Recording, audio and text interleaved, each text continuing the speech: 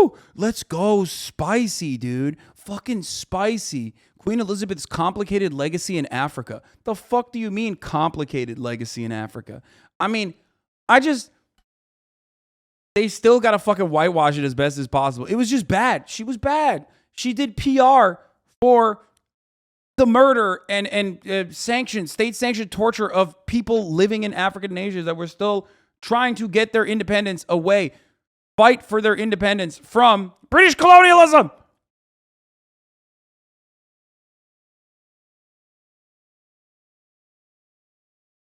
Goddamn.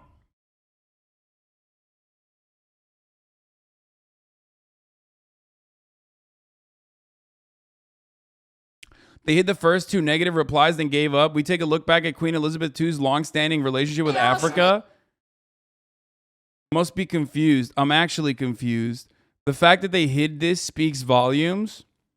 Wait, what did they hide? Is it like a dick or something? Is it like a peepee?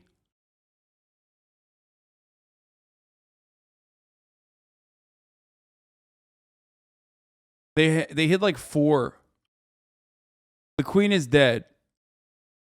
She made a concerted effort to thwart independence movements and prevent newly independent colonies from leaving the Union from the Commonwealth. True. Her legacy is full of colonial violence and plunder, a legacy of racial segregation and institutionalized racism. Also true. She defended her son's actions in grooming children on Epstein's Island, prohibited people of color from working for her until the late 1960s. Also true.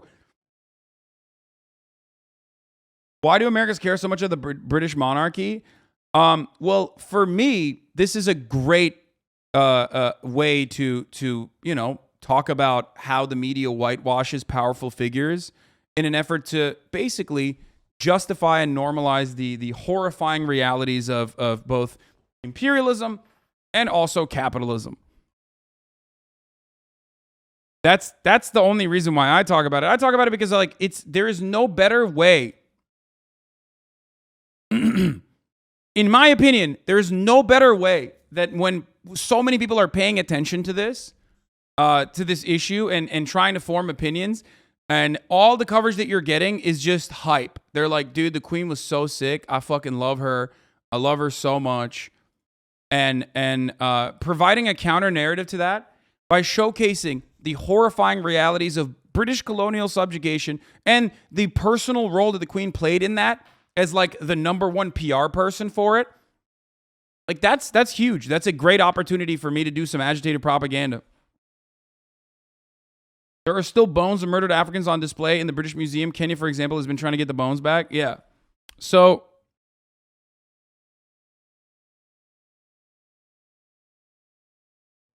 sorry.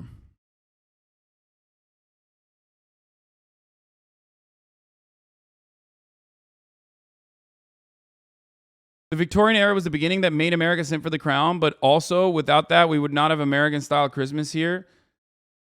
Pog you, all I do is actually proud. They pretend that like they gifted independence. Yeah, that's one of the most insane parts about this is that like they're basically just fucking showcasing. They're doing exactly what they always do, which is whitewash the crimes of powerful figures, because that's what the media is supposed to. And everyone from the most rugged leftist, socialist, all the way to the most like fucking brain broken QAnon loving psychopath recognizes that reality, that the media plays a fundamental role in planting these figures and hyping them up, regardless of what they may have done. Republicans only recognize it when it's like being done for Obama or someone like that, right? And liberals often recognize it when it's about a Republican figure, like. But even then, liberals are such pussies that they usually still will be like, oh my God, I love George W. Bush.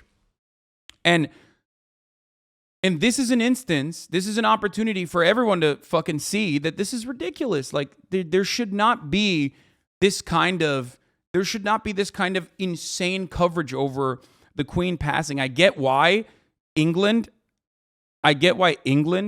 has feels some type of way about it, obviously, because most people do not see the devastating impacts of imperialism. It's hard to get Americans to be on board with anti-imperialist rhetoric, right? And it's going to be hard for the British to get on board with that as well, because they see decolonization in the post-World War II era as like a massive dub of liberalization for the rest of the world. You know what I mean? Like that's how it's been taught. It's been taught that way. So most people don't even see it as like a bad thing. They see her as a beacon of like decolonization, as though she gifted independence to these motherfuckers.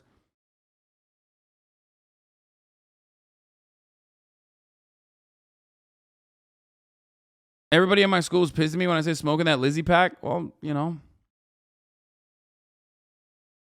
We already covered the Queen's legacy in Kenya.